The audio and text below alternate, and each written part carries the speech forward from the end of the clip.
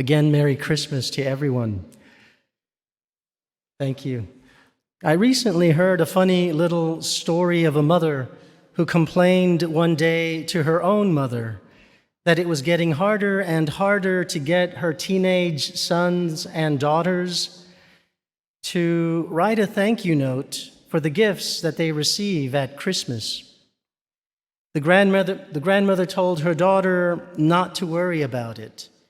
She would take care of it.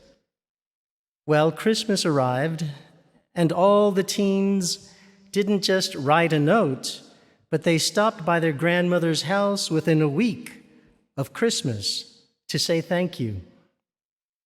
Their mother was incredulous and called her mother to find out how she, in her grandmotherly wisdom, was able to accomplish something at which she had been so unsuccessful.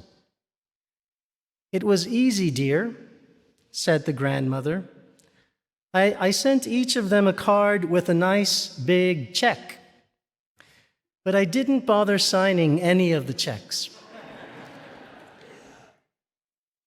Just wanted to give that to some grandparents. As you know, one of the characteristics of Christmas is giving. We give presents to one another. Parents give electronics, toys to their kids. Spouses give each other jewelry, chocolate, clothing. At our priest's house, people brought us wine, baked goods, spending money, gift cards, all of which we are so grateful for. Some children gave us Christmas cards, which they drew and colored on their own.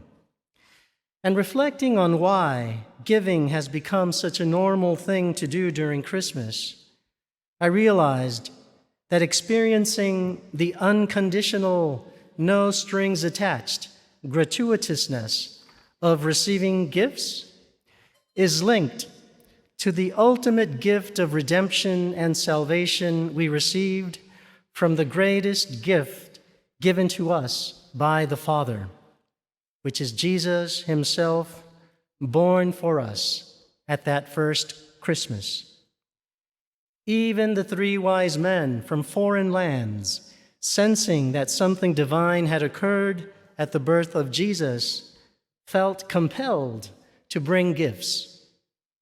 Today, we see over and over again that a spontaneous effect in the lives of those who encounter Jesus as the one who made the purest, most generous gift of himself to us.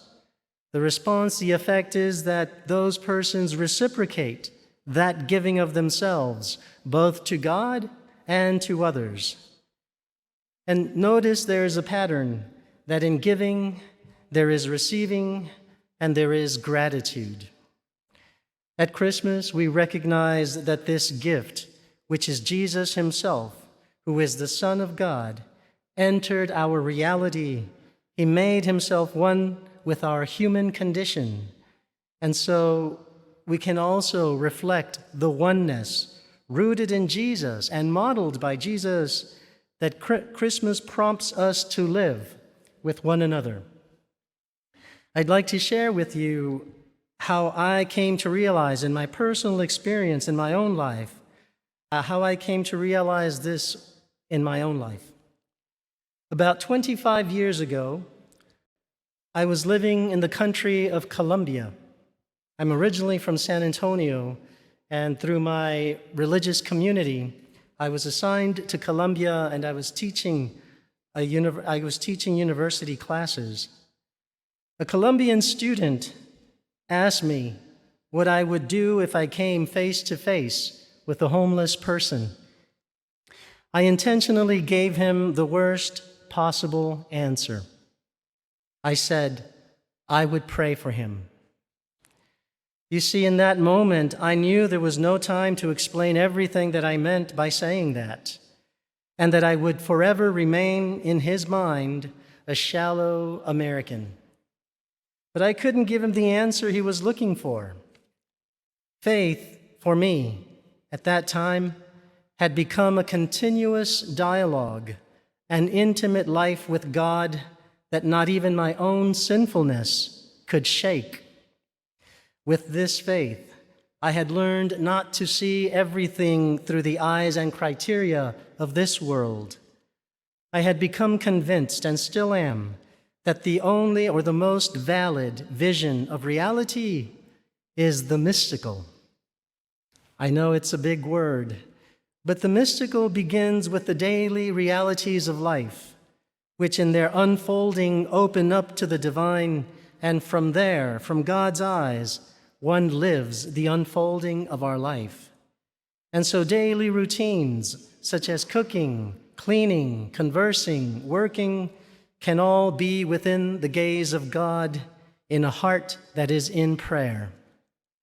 From this reality, I certainly cannot close my eyes when I'm face to face with a homeless person or anyone else who suffers, because by his incarnation, suffering, death, and resurrection, Jesus is there in him, in that homeless person, as he is in any human being. He said it himself, "Whatever you do to anyone, especially the least, you did it to me." And so therefore, in each one of us present today, that person, that homeless person, and I are intimately united in a profound way.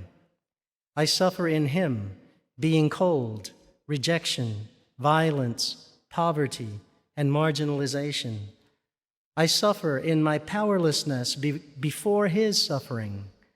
I suffer at the fact that for the moment, there's no other way I can reach him. His suffering changes me. It tears down my indifference. It shows me what is truly important in life. His need beckons a response from me, and I certainly do what I can at that moment. With all of that, I pray for him. But I pray with my life in the oneness that Jesus himself effected at his birth and which is exponentiated, especially among us, in the sacrament of the Eucharist.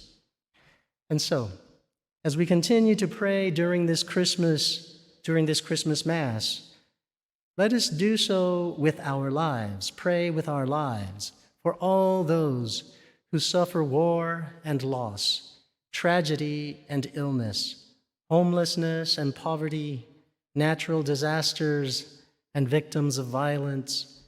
Let us feel solidarity with them, because in all of them there is the countenance of Jesus born today into the full gamma of our humanity. He didn't leave us to our own defenses, to our own devices. God entered time. He entered history, became one of us, so that we could become him. He came to meet us where we are. He calls us to himself, and for this we rejoice with the deepest gratitude in our hearts. And with all of my heart, to each one of you and to all of your loved ones, Merry Christmas.